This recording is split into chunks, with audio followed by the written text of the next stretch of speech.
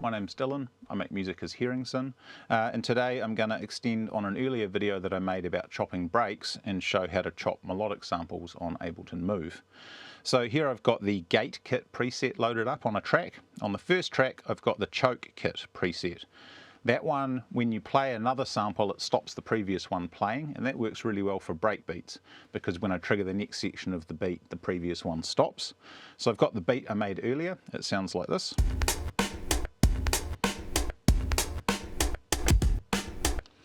And then on the second track, I'm going to put in some melodic samples and start to create a bit of a melody. So I've got my trusty phone plugged in with a headphone cable to the input on Move. And I've got some samples in Dropbox that I'm going to use. You can use YouTube, Apple Music, anything you like that will come out of the output on your phone for sampling. So I will hit record to arm the pads, and I'm going to play this little piano sample that I've got and put that into a pad. That's it there. So we'll tap the pad and then hit stop, and then we're going to do the same thing for another pad. So I've got a different sample here, kind of similar vibe but a different one. You'll hear those have got lots of nice record crackle and hiss in the background, which is cool. And then I've got one other one I think I'll add in, which is like an organ and a vocal fade kind of thing. So that one sounds like this. Okay, so let's record that into that fourth pad. Choice. So now I've got my three samples. I've got to trim the start because there we go, that one. And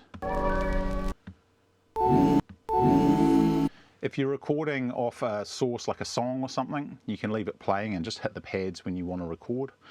You can also slice and get different parts of the song by playing the pads in time with the music. But because I'm using a whole lot of little short samples, I'm just recording them one at a time.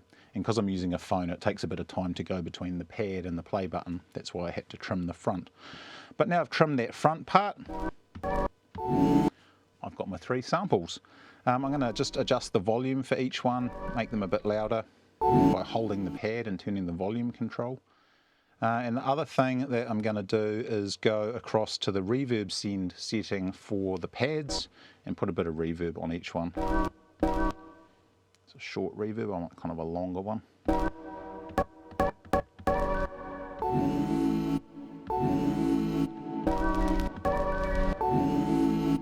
Okay, so I can trigger those samples and I could make a whole lot of variations of those, but what I can also do is use the other side of the pad grid to play those samples at different pitches.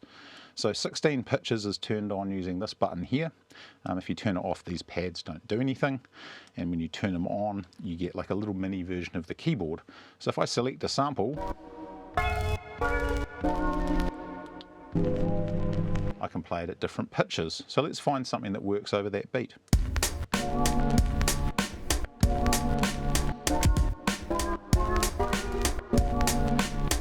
Okay, something in there.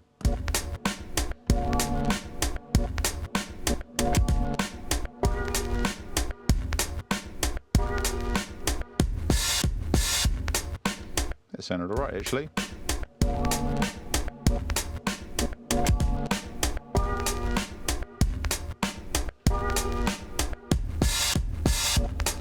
Okay, now I'm going to do something with that second sample. So I left a couple of gaps in the end of the phrase for that. Let's find the right pitch for that one.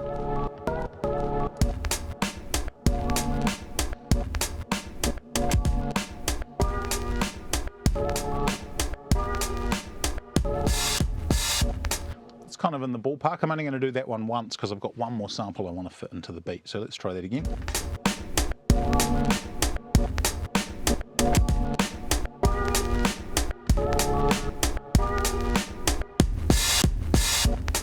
Cool, capture that as well. And the last thing I want to do is mess with this. But with this one, I'm going to start using the playback effects. So at the moment these samples are just playing straight, and I'm using 16 pitches to change the pitch that they play at. But one of the sample playback modes that works really nicely, so I'm going to go back to the pads like that, and playback effects. At the moment I'm using the stretch mode, but it's not doing anything because stretch is set to 1 or regular speed. So if I go stretch mode and then turn the stretch factor up, especially on something with a bit of vocals in it, you'll hear that classic sampler time stretching sound.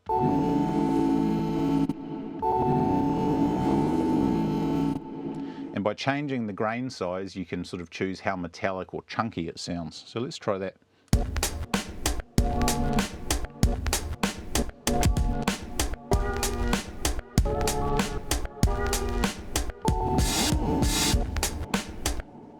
Capture that as well.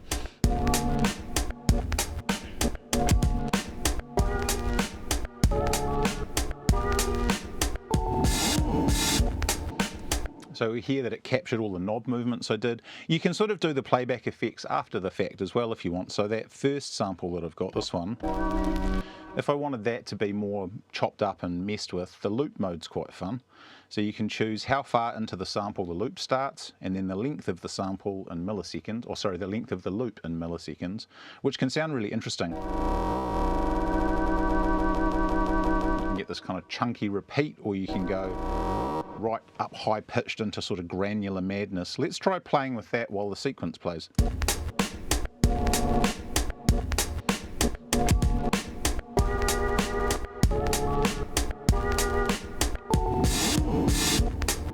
Yeah, that's cool. So let's do that now.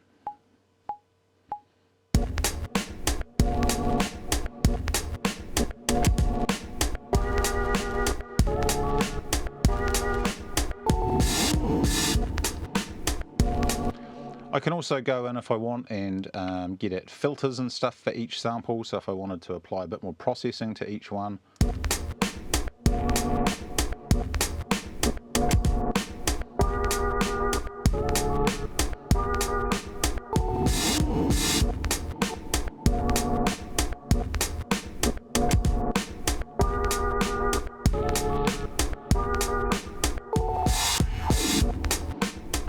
Yeah.